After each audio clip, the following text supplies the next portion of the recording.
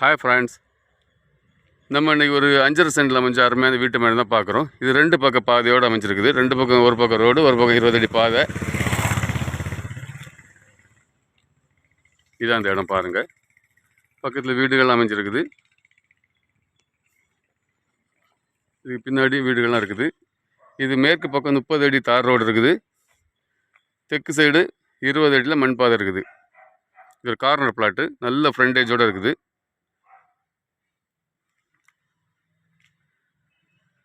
நம்ம சேனலில் first time பார்க்குறோம், சேனலை சப்ஸ்கிரைப் பண்ணுங்கள், உங்கள் ஃப்ரெண்ட்ஸ் அண்ட் ஃபேமிலி ஷேர் பண்ணுங்கள்.